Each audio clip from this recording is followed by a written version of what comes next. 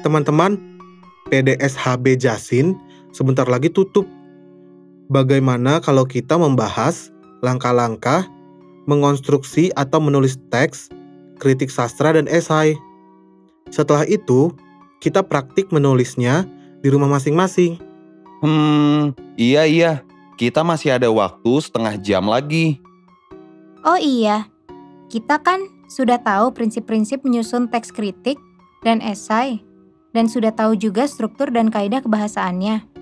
Jadi bisa lebih cepat waktu diskusi yang kita butuhkan. Iya, tetapi ingat ya, teman-teman. Kalau kita menulis esai, harus sesuai dengan gaya penulisan kita. Setiap orang mempunyai ciri khas masing-masing. Nah, sekarang apa saja langkah-langkah mengkonstruksi teks kritik sastra dan esai? Kalau begitu, sekarang kita bahas. Langkah-langkah mengonstruksi atau menulis teks kritik sastra adalah sebagai berikut. Pertama, memilih karya sastra. Memilih salah satu judul dari cerpen, novel, puisi, atau drama yang menurut penulis menarik, terutama karya sastra yang baru terbit atau yang sedang menjadi perhatian umum.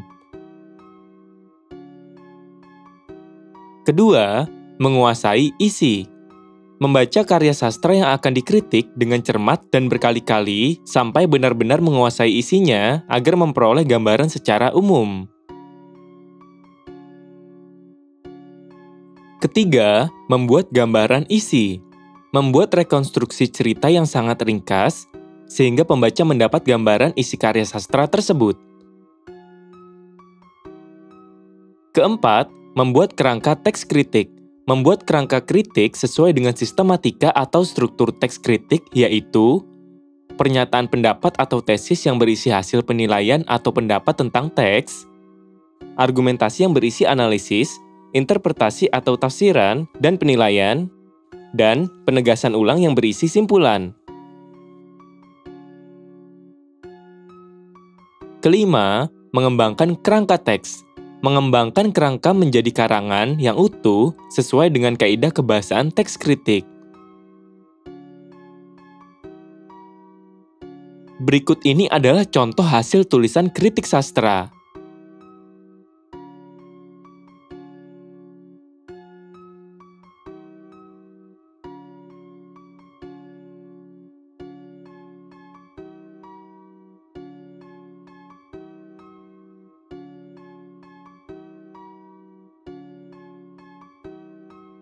Langkah-langkah mengonstruksi atau menulis teks esai adalah sebagai berikut. Pertama, menentukan topik. Menentukan topik berarti juga menentukan jenis esai apa yang akan dibuat. Topik dapat diperoleh dari berbagai sumber, antara lain pengalaman, pendapat, imajinasi, dan berita. Contohnya adalah teknologi, pendidikan, kesehatan, lingkungan, sastra, dan budaya. Kedua, membatasi topik. Topik yang sudah dipilih tidak dapat langsung dijadikan pokok bahasan dalam tulisan karena materinya masih sangat umum. Topik masih harus dibatasi menjadi beberapa bagian yang lebih khusus. Usaha membatasi topik tidak hanya mempersempit ruang lingkup penulisan karangan, tetapi juga menentukan tujuan penulisan. Topik yang dibatasi inilah yang biasa dijadikan judul. Ketiga, mengumpulkan bahan. Bahan penulisan mencakup semua materi, informasi, dan data yang digunakan dalam penulisan. Bahan tersebut mungkin berupa definisi, penjelasan, fakta, contoh, dan grafik.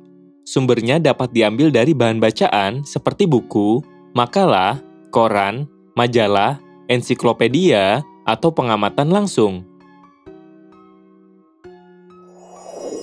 Keempat, menyusun kerangka.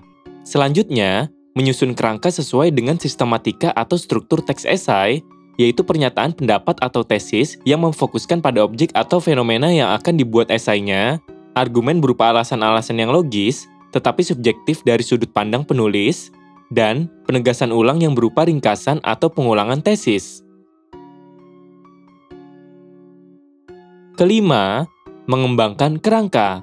mengembangkan kerangka menjadi esai yang utuh sesuai dengan kaidah kebahasaan esai. Berikut ini adalah contoh hasil penulisan teks esai.